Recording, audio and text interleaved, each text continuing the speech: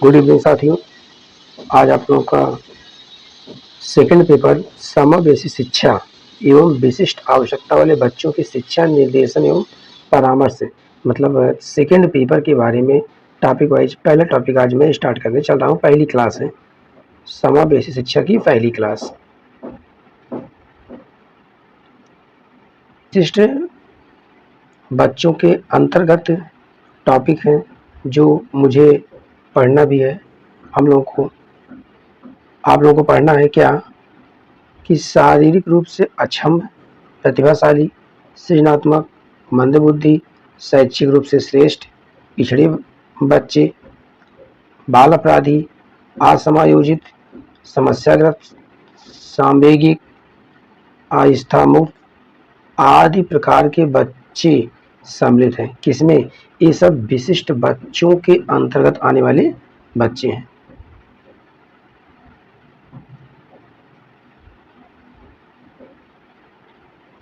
समेकित या समावेशी शिक्षा। समावेशी शिक्षा वह शिक्षा होती है जिसके द्वारा विशिष्ट क्षमता वाले बच्चे, बालक जैसे मंदबुद्धि बालक, अंधे बालक, बहरे बालक और प्रतिभाशाली बालक को ज्ञान प्रदान किया जाता है। यह एक ऐसी शिक्षा प्रणाली है जो कि विशिष्ट क्षमता वाले बालकों हेतु ही निर्धारित की जा सकती है। यह शिक्षा प्रणाली में एक ऐसी व्यवस्था की गई है जिसमें केवल स्पेशल विशिष्ट क्षमता वाले बालक के हेतु निर्धारित की जाती है। अतः इसे समेकित अथवा समावेशी शिक्षा का नाम दिया गया है। समेकित या समावेशी शिक्षा का नाम दिया गया है। अब नोट में देखिए क्या है। समाज के सभी वर्ग के बच्चे समेकित मतलब विकलांग, अक्षम अपवंचित वर्ग के बच्चे तथा विशिष्ट बच्चे जिन्हें किसी भी कारण जैसे शारीरिक न्यूनता, सामाजिक उद्देश्य, भौगोलिक, लैंगिक भेदभाव, निवास का अस्थिरता, मानसिक न्यूनता, बौद्धिक अल्पता या अधिकता या इसी प्रकार के अनेक कारण हो सकते हैं जिसे बालक शिक्षा प्राप्त करने में असहजता, असमायोजन व अवसर प्राप्त करने से वंचित हो जाता है। समावेशी शिक्षा के अंतर्गत ये बच्चे आते हैं। समावेशी की शिक्षा के अंतर्गत ये बच्चे जो असहजता, असमायोजन व अवसर प्राप्त करने से वंचित हो जाते हैं उसे क्या कहते हैं? समावेशी शिक्षा के अंतर्गत उन बच्चों को, ठीक है। परिभाषा क्या है इनकी? सबसे पहले सभी की शिक्षा में भागीदारी सुनिश्चित करना समावेशी शिक्षा है। सभी की शिक्षा में भागीदारी सुनिश्चित करना समावेशी शिक्षा है। समावेशी शिक्षा। अगली परिभाषा महेंद्र नाथ श्रीवास्तव के अनुसार, यह बहुत ही पूछी जाने वाली परिभाषा है, इंपॉर्टेंट है, पूछी जाती है सेमेस्टर वाली परीक्षाओं में, यह पूछा जाता है। महेंद्र नाथ श्रीवास्तव के अनुसार, महेंद्र नाथ श्रीवास्तव ने बताया क्या है? अपनी क्षमता व इच्छा अनुसार शैक्षिक प्रक्रिया में समान भागीदारी का अवसर प्रदान करना समावेशी है। महेंद्र नाथ श्रीवास्तव बताते हैं क्या कि अपनी क्षमता के अनुसार, किसके अनुसार? क्षमता के अनुसार शैक्षिक प्रक्रिया में समान भागीदारी का अवसर प्रदान करना क्या कहलाएगा? समावेशी शिक्षा कहलाएगा।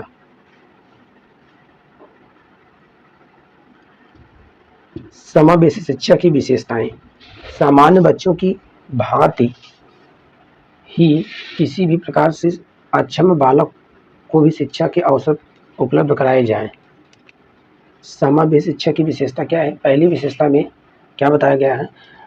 सामान्य, कौन से बच्चे? सामान्य बच्चों की भांति, जो ठीक विकलांग दिव्यांग बच्चे नहीं हैं, उन बच्चों के भांति किसी प्रकार से अक्षम बालक को भी शिक्षा के अवसर उपलब्ध कराया जाए। कहने का मतलब कोई भी बालक, दिव्यांग बालक कोई भी शिक्षा से वंचित नहीं होगा, उनको सामान्य बालक के जैसी सारी सुविधाएं दी जाएं, पहले पॉइंट में। अगले पॉइंट में क्या है, सामान्य बच्चों की भांति ही किसी भी प्रकार से अक्षम बालकों की भागीदारी सुनिश्चित की जाए। तीसरे में क्या है, सभी शिक्षक व शैक्षिक प्रशासक शारीरिक न्यूनता वाले बच्चों की शिक्षा हेतु रणनीति बनाकर उन्हें पर्याप्त समय, संसाधन व सामूहिक नेतृत्व का समर्थन प्रदान करें। चौथे पॉइंट में भिन्न भिन्न बालकों के लिए उनकी आवश्यकता के अनुसार शिक्षा कार्यक्रम उपलब्ध कराए जाएं। अगला पॉइंट है, सामान्य व विभिन्न क्षमताओं एवं अक्षमताओं वाले बच्चों के मध्य मित्रता कराई जाए, मतलब दोस्ती। कहने का मतलब है जो सामान्य बालक है और जो विभिन्न क्षमता वाले बालक हैं, मतलब दिव्यांग बालक जो अक्षम में है, उनके बीच में दोनों में क्या की जाए, मित्रता कराई जाए, मतलब दोस्ती कराई जाए। ऐसा ना हो कि वो बच्चे कोई अलग बैठे और बच्चे कहीं अलग बैठे, इस प्रकार की भेदभाव नहीं होना चाहिए। उनके बीच में एक अच्छी बॉन्डिंग करवा देनी चाहिए, सामान्य बालक और विशिष्ट बालक के अंतर्गत जो आते हैं बच्चे।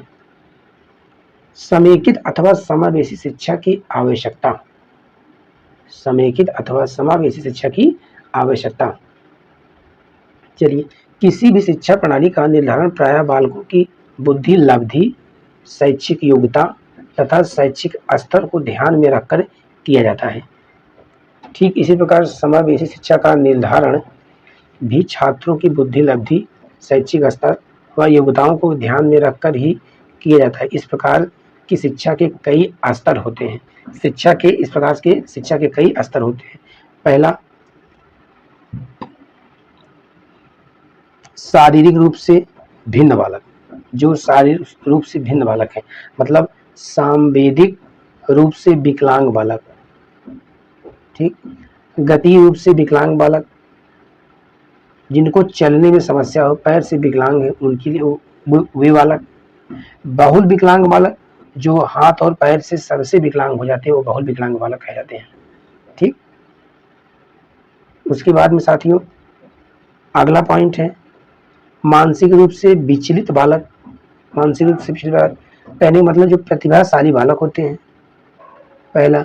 दूसरा, मंद बुद्धि बालक। तीसरा, सृजनशील बालक। तीसरा क्या है, सृजनशील बालक। तो प्रतिभाशाली बालक का आईक्यू लेवल 140 क्या होता है, प्लस होता है। मंद बुद्धि का 90 से क्या होता है, कम होता है। 90 से क्या होता है, कम होता है। कहने का मतलब 50 और 70 के बीच में होता है। यह सामान्य बालक से कम बुद्धि लब्धि होती है इनकी। सृजनशील बालक, सृजनशील बालक में यह जो है बच्चे 90 से लेकर के 110 के बीच में आते हैं। अगला, केवल मानसिक रूप से कमजोर बालक ही इसमें नहीं आते, बल्कि आवश्यकता से अधिक चतुर व समझदार भी बालक इसके अंतर्गत इस श्रेणी में आते हैं। कहने का मतलब है जो मानसिक रूप से विक्षिप्त हैं वही बालक इसमें नहीं आएंगे, उसमें और भी बालक आएंगे। जो कमजोर बालक इसमें नहीं आते, बल्कि आवश्यकता से अधिक चतुर, जो चतुर बालक हैं, जो बहुत समझदार बालक हैं, इस श्रेणी में वो भी आते हैं। चलिए तीसरा पॉइंट देखिए, सामाजिक रूप से विचलित बालक। जो सामाजिक रूप से बिछड़े हुए बालक होते हैं। सांवेगिक रूप से परेशान बालक, असमायोजित बालक, वंचित बालक, समस्यात्मक बालक, बाल अपराधी बालक, माता पिता द्वारा तिरस्कृत बालक। शैक्षिक रूप से भिन्न बालक, शैक्षिक रूप से भिन्न बालक में शैक्षिक रूप से समृद्ध बालक, शैक्षिक रूप से पिछड़े बालक, किसी विषय विशेष को न सीख पाने वाले बालक, और चौथा क्या है? संप्रेषण बाधित बालक। चौथा क्या है? संप्रेषण बाधित बालक। चौथा है संप्रेषण बाधित बालक। अब देखिए समावेशी शिक्षा के सिद्धांत। समावेशी शिक्षा के सिद्धांत क्या है? व्यक्तिगत रूप से भिन्नता, बालकों की भिन्नता के आधार पर शिक्षण कार्य करवाना चाहिए। बालकों की भिन्नता के आधार पर क्या करवाना चाहिए? शिक्षण कार्य करवाना चाहिए। माता पिता का सहयोग प्रदान करना। अगर क्वेश्चन पूछेगा समावेशी शिक्षा के सिद्धांत, तो व्यक्तिगत रूप से भिन्नता पहला पॉइंट डालेंगे, तो उसके अंतर्गत लिखेंगे बालकों की भिन्नता के आधार पर शिक्षण कार्य करवाना चाहिए। दूसरा है माता पिता का सहयोग प्रदान करना। अगर बच्चा दिव्यांग है या किसी भी अंग से, तो माता पिता क्या होना चाहिए? सहयोग होना चाहिए। सामान्य बालक के लिए भी माता पिता का सहयोग बहुत जरूरी है, दिव्यांग बालक के लिए तो अति जरूरी है। भेदभाव रहित शिक्षा, सामान्य बालक और विशिष्ट बालक में भेदभाव रहित शिक्षा होनी चाहिए। भेदभाव बिल्कुल नहीं करना चाहिए, कहने का मतलब ये हुआ। विशिष्ट कार्यक्रमों द्वारा शिक्षा, उनको अनेक प्रकार के कार्यक्रम करा करके एक्टिविटी के माध्यम से उनको बताना चाहिए। पांचवा है वातावरण नियंत्रण पूर्ण होना चाहिए। कहने का मतलब है कि वातावरण वहाँ का बहुत ही अच्छा होना चाहिए। ये नहीं है कि वहाँ पर बच्चे दिव्यांग बालक या विशिष्ट बालक या सामान्य बालक जो भी बालक पढ़ रहे हैं, तो वहाँ पर डीजे बगल बजा दीजिए, तो नियंत्रण पूर्ण वातावरण बिल्कुल नहीं होगा। फिर वातावरण एकदम शांत होना चाहिए, जिससे कि शिक्षण और शिक्षण कार्य करने में और बच्चों को अधिगम में कोई समस्या न हो। शिक्षा के लक्ष्य, सभी छात्रों को सार्थक शिक्षा अनुकूल पर्यावरण में उपलब्ध कराई जाए, जिससे जीवन मार्ग पर सफल हो सके। सभी छात्रों को सार्थक शिक्षा अनुकूल पर्यावरण में उपलब्ध कराई जाए, जिससे जीवन मार्ग पर सफल हो सके। अगला पॉइंट, सभी छात्रों को गुणवत्तापूर्ण शिक्षा मिले और इसमें योग्यता, शारीरिक अक्षमता, भाषा, संस्कृति, पारिवारिक पृष्ठभूमि, उम्र, लिंग आदि का कोई अवरोध पैदा न हो। सभी छात्रों को अच्छी से अच्छी शिक्षा मिल सके, उनको भाषा के आधार पर, संस्कृति के आधार पर, शारीरिक अक्षमता के आधार पर, पारिवारिक पृष्ठभूमि के आधार पर, लिंग के आधार पर, उम्र के आधार पर ऐसा कोई अवरोध पैदा नहीं होना चाहिए, जिससे कि तभी अच्छी से अच्छी गुणवत्तापूर्ण शिक्षा सबको एक समान मिल सकेगी। समावेशी शैक्षिक समावेशन हेतु पहचान। अब देखिए क्या है, शैक्षिक समावेशन हेतु पहचान के लिए शारीरिक बनावट व क्षमता का अवलोकन करके, पहला पॉइंट। दूसरा, कक्षा शिक्षण के दौरान बच्चों का निरीक्षण करके, तीसरा पॉइंट। बुद्धि लब्धि निकालकर, चौथा पॉइंट। गृह कार्य अभ्यास कार्य की जांच करके, किसका? गृह कार्य अभ्यास कार्य की जांच करके। इसी गृह कार्य को दत्तक कार्य भी बोला जाता है। क्या बोला जाता है? दत्तक कार्य। बालक के, अगला पॉइंट में, बालक के व्यक्तिगत इतिहास की जानकारी करके, अगला पॉइंट। मनोवैज्ञानिक परीक्षण करके। शैक्षिक समावेशन हेतु पहचान, अगर किसी बच्चे की शैक्षिक समावेशन की पहचान करना है तो क्या क्या करेंगे? शारीरिक बनावट व क्षमता का अवलोकन करके, पहला पॉइंट। ऐसे दूसरा है, फिर तीसरे पॉइंट, चौथे पॉइंट, 5 और 6, कुल मिलाकर के 4 से 5 पॉइंट आप एग्जाम के समय कॉपी में लिख देते हैं, तो बस इतना काफ़ी इनफ है। उसके बाद में अगला है समावेशी बच्चे। समावेश बच्चे कार्यशील बच्चे होते हैं।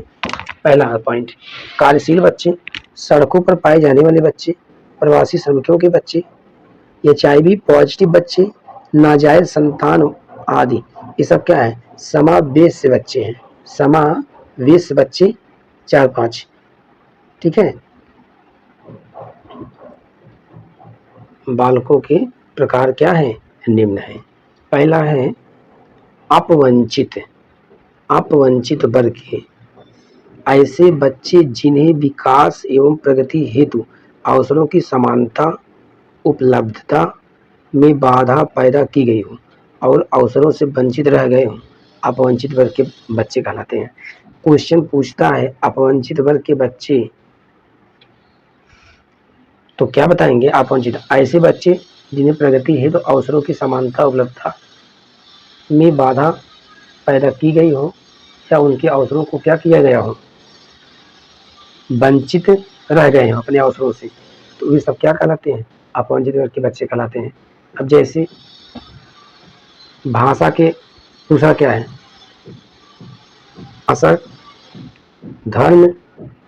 भाषा धर्म जाति क्षेत्र वर्ण और लिंग, ये सबसे क्या है?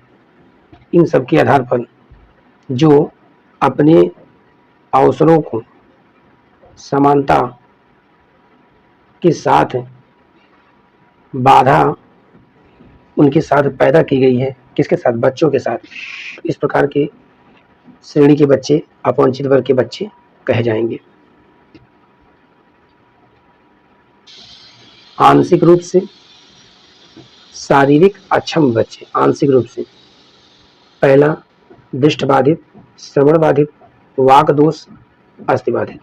दृष्टि मतलब आंख से जो देख नहीं पाते हैं, श्रवण बाधित मतलब जो कान से सुन नहीं पाते, वाक दोष मतलब जो बोल नहीं पाते हैं, जिनकी जीभ हो कहना कट गई हो। अस्थिबाधित बच्चे जो पैर से या हाथ से विकलांग है, दिव्यांग है, वे बच्चे। तो अब इसमें देखिए क्या है, ऐसे बच्चे क्या, ऐसे बच्चे या ऐसे बालक या बालिका कोई ना कोई अंग दुर्बल होता है। ऐसे बालक या बालिका का कोई ना कोई अंग दुर्बल होता है, मतलब कमजोर होता है, जिससे वे अपनी सामान्य क्रियाएं नहीं कर पाते हैं। उसे आंशिक शारीरिक अक्षम कहा जाता है। उसे क्या कहा जाता है? आंशिक शारीरिक अक्षम कहा जाता है। ये 4 वर्गों में बांटा गया है। आंशिक रूप से शारीरिक अक्षम बच्चे कौन कौन से हैं? दृष्टिबाधित हैं, श्रवण बाधित हैं, वाक दोष हैं और अस्थिबाधित हैं। यह जो है शारीरिक रूप से अक्षम 4 बच्चे हैं। धन्यवाद साथियों, आप लोगों को ऐसे ही हर सब्जेक्ट की टॉपिक वाइज क्लास उपलब्ध कराई जाएगी निःशुल्क पूरी यूट्यूब। आपको आपकी परीक्षा से पहले सभी क्लास डेली आप लोग इसको देखते रहिए, नोट्स बनाते रहिए, और जैसे परीक्षा का नोटिफिकेशन 3rd सेमेस्टर का जारी होता है, उसके बाद आप लोगों को और भी सूचनाओं से अवगत कराएंगे। बहुत बहुत धन्यवाद साथियों। आप लोग इसको लाइक शेयर सब्सक्राइब कीजिए, अपने साथियों तक पहुंचाइए।